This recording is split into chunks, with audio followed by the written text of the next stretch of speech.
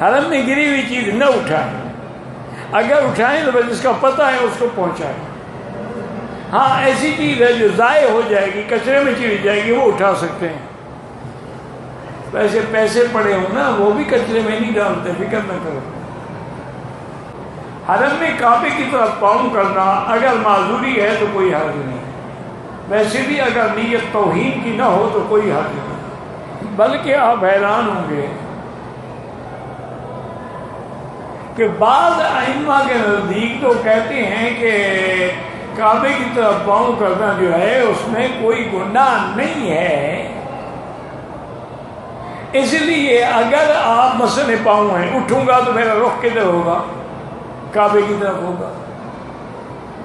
اسی لیے حکم ہے کہ مردے کو جب مسجد میں لے آؤ تو اس کے پاؤں کعبے کی طرف کرو، سر نہ کرو۔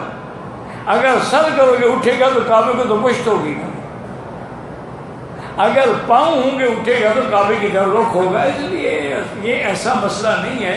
ہمارے یہاں تو بس یہی ہے نا، ادب پہ بڑا زور ہے، پاؤں نہ ہوں۔ وہ ایک لطیفہ ہے نا کہ ایک آدمی کسی کے گھر میں مہمان ہوا، اس نے سوچا اب یہ تو گلے پڑ گیا، رات میں جب سونے لگے تو اس نے کہا بھائی اپنی بستر شستر چارپائی وغیرہ ٹھیک کر لو۔ اس نے چارپائی بچھائی، اس نے کہا یار بڑے بے وقوف ہو جاتا تو کعبہ شریف ہے۔ اس نے چارپائی بدلی، کہنے لگا یار کہ احمق آدمی ہے جو مدینہ شریف ہے۔ اس نے چارپائی پھر بدلی، اس نے کہا یار تم تو کوئی احمق آدمی، ادھر پاک پٹن ہے۔ اس نے پھر چارپائی، اس نے کہا یار تم تو کوئی جاہل آدمی، ادھر پیران پیر کی مزار ہے۔ انہوں نے کہا سیدھی بات ہے، کہہ دو کہ نکل جاؤ، میرے گھر میں رہنے کی جگہ نہیں ہے۔ تو اس لیے ان باتوں کا ہمیں بڑا فکر ہے۔ سر پہ ایک من کا بوجھ بھی اٹھایا ہو نا، اذان ہو رہی ہو کھڑے ہو جائیں گے، اذان ہو رہی، کوئی بات کرو، اذان ہو رہی۔ اذان کا ادب اتنا ہے، اور جب اذان ختم ہوگی بس گھر چلا جائے گا، نماز نہیں پڑھے گا۔ ہمارے یہاں ادب ہے کہ مسجد سے گزرے مسجد کو سلام کرتے ہیں، نماز نہیں پڑھتے۔ یہ عرب کی صفت ہے کہ اللہ نے ان کو اپنے نبی کا ایسے تابع بنایا ہے کہ سب سے پہلے فرائض اور اس کے بعد وہ سنت ثابتہ مؤکدہ نبی صلی اللہ علیہ وسلم، اس کے علاوہ کوئی وظیفے شریف نہیں۔ جتنا ٹائم ملے گا قرآن شریف کھول کے پڑھنا شروع کر دو۔ قرآن سے بڑا وظیفہ کون سا ہے؟ یہ ان چھوٹی چھوٹی باتوں کے ہاتھ چومو، پیر چومو، جی میں ماں کے پاؤں چومتا ہوں، کہاں لکھا ہوا ہے یہ ماں کے پاؤں چومو؟ کیا کبھی ابو بکر نے ماں کے پاؤں چومے؟ کبھی بی عائشہ نے اپنی ماں کے پاؤں چومے؟ یعنی ان کو ادب نہیں تھا، تمہیں ادب ہے۔ اور ایک خدمت یہ ہے کہ نوجوان بیٹے جو ہیں وہ اپنی ماں کی مالش کرتے ہیں، نعوذ باللہ، یا مٹھیاں بھرتے ہیں، جو بالکل حرام ہے۔ 10 سال کی عمر کا بچہ ہو جائے تو اس کو اس کمرے میں سونے کی بھی اجازت نہیں جہاں ماں باپ سوتے ہیں۔ یہی وجہ ہے نا کہ آج کل ایسے حالات پیدا ہو رہے ہیں کہ ماؤں سے زنا ہو رہا ہے، ساس سے زنا ہو رہا ہے، بہنوں سے زنا ہو رہا ہے، 6 سال کی بچیوں سے زنا ہو رہا ہے۔ انسان نہیں رہے، وحشی بن گئے، درندے بن گئے۔ میرا بھائی غسل کرنے سے پہلے اگر نیت بھی کرو اور وضو بھی کرو، یعنی ہاتھ دھو، ناک میں کلی کرو، پانی دو، منہ میں مزمزہ کرو، غرغرہ کرو، اور پھر غسل کر لو تو پھر دوبارہ وضو کی ضرورت نہیں ہو۔ اگر غسل سے پہلے تم نے وضو کی شرائط پوری نہیں کی اور نیت بھی نہیں کی، پھر دوبارہ وضو کرنا پڑے گا۔ شادی کے لیے علماء نے یہی لکھا ہے کہ سورۃ الرحمن جو ہے یہ عرائس القرآن ہے، یعنی قرآن پاک کی گویا کہ دلہن ہے۔ تو جو آدمی لڑکا ہو لڑکی ہو 3 دفعہ روزانہ اول آخر درود شریف پڑھ کے سورۃ الرحمن پڑھے اور اللہ سے دعا مانگے تو اللہ رشتہ آسان فرما دے گا۔ مراقبہ کرنا جائز ہے، کیوں نہیں جائز؟ وفی انفسکم افلا تبصرون، غور کرو اپنے نفس میں۔ مراقبہ اور کیا ہوتا ہے؟ یہی تو ہوتا ہے نا کہ موت کو یاد کرو۔ یہی تو ہوتا ہے نا کہ اپنے گناہوں پہ نظر ڈالو، یہی تو ہوتا ہے کہ اپنے دل کی کیفیت دیکھو کہ گناہ کی طرف زیادہ ہے یا نیکی کی طرف زیادہ ہے۔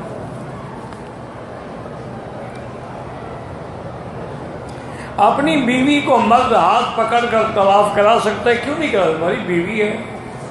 عورت نوکری کرتی ہو اور گھریلو پتہ نہیں کیا لکھا ہے اس نے، پھر بھی ختم نہ ہوں۔ بہرحال یہ ہے کہ عورت ایک تو نوکری کرنا جائز ہے، لیکن نوکری وہاں کرے جہاں آگے بھی عورتیں ہوں، بچیاں ہوں، بچیوں کو پڑھانا ہو، یا جیسے ڈاکٹر ہوتی ہے یا نرسنگ ہوتی ہے، ورنہ عام مردوں کے ادارے میں نوکری کرنے کی اجازت نہیں ہے۔ باقی یہ ہے کہ جی نوکری کرتی ہے تو گھر میں جھگڑا ہوتا ہے، تو بڑا آسان حل ہے میرا بھائی، یہ تو کوئی مشکل نہیں ہے۔ اس کو تنخواہ ملتی ہے 10,000، تم 15,000 مہینہ اس کو دے دیا کرو، نوکری چھوڑ لو، ہر مہینے 15,000 میں دے دو۔ وہ پاگل ہو گئی ہے کہ جا کے سر مارے گی؟ لیکن تم بھی تو کہتے ہو نا کہ پیسہ ایک نہ لگے اور ٹینشن بھی نہ ہو، پھر تو ٹینشن ہوگی۔ اگر اس نے اچھے کپڑے پہننے ہیں، اچھا لباس پہننا ہے، اس نے اپنی سہیلیوں سے ملنا ہے، تو یا تو اس کی اس خواہشات کو تم پورا کرو، ورنہ پھر اس کو کرنے دو اور برداشت کرو۔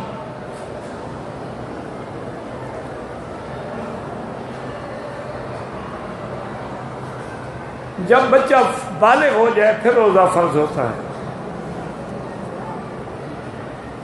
آپس کے اختلافات کیسے ختم کریں؟ اللہ کا قرآن پڑھو، سورۃ البقرہ کر کے شیطان کے فتنے سے پناہ مانگو۔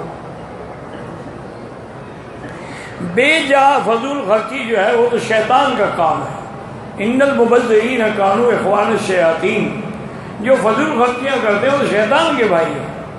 کلوا واشربوا، کھاؤ پیو پہنو، لا تسرفوا، اسراف نہ کرو۔ شادی بیاہ پر جو تصویریں بناتے ہیں بالکل حرام ہے۔ ویسے ایک فائدہ تو ہوتا ہے کہ تمہاری بیوی لاکھوں لوگ دیکھ لیتے ہیں، کتنی خوشی کی بات ہے۔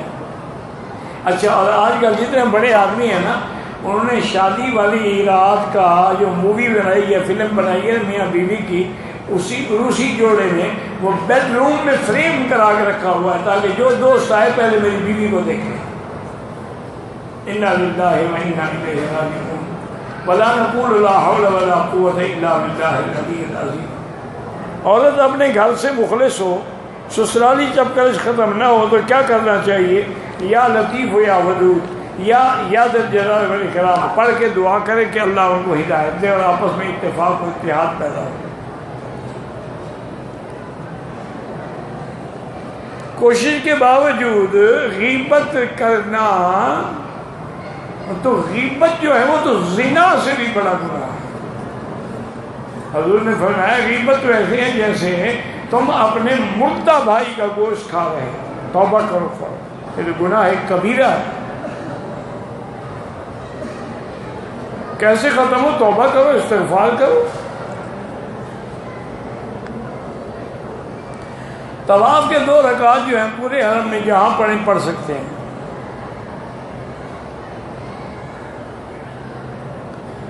خالی طواف کے لیے رمل نہیں ہوتا۔ حج کے دنوں میں شادی کرنا حرام ہے، کیوں حرام ہے؟ جی بالکل ہونی چاہیے۔ رمضان میں بھی نکاح کر سکتے ہیں، کیوں نہیں کر سکتے ہو؟ رات کو اللہ نے حلال کی ہے بیوی، وہی لکم لیلۃ الصیام الرفث الی نسائکم، تو قرآن کا مسئلہ ہے۔ بس تم اسی میں رہو کہ رمضان میں بھی نہیں کرنی، حج میں بھی نہیں کرنی، اور آگے تو پھر محرم آ جائے گا، توبہ توبہ توبہ، پھر بھی نہیں کرنی، لہٰذا انشاءاللہ معروم رہو گے۔ کہتے جی کہ رفع العین جو ہے نا جی، حدیث ہے عبداللہ بن مسعود کی، جو سب سے بڑے فقیہ صحابی، جس کے بارے میں حضور نے فرمایا تھا کہ جس مسئلے پر میرا عبداللہ راضی، میں بھی راضی، میرا رب بھی راضی، یہ وہ صحابی ہے۔ اور اس نے یہ بھی کہا کہ اللہ اصلی بکم صلاۃ رسول اللہ، جیسے حضور نے نماز پڑھی میں تمہیں پڑھ کے دکھاؤں؟ انہوں نے کہا جی ہاں، تو انہوں نے رفع العین نہیں کیا۔ تراویح سنت موقدہ ہے، اماں مر جاتا ہے تو قرآن گھر میں پڑھ کے ثواب بخشو.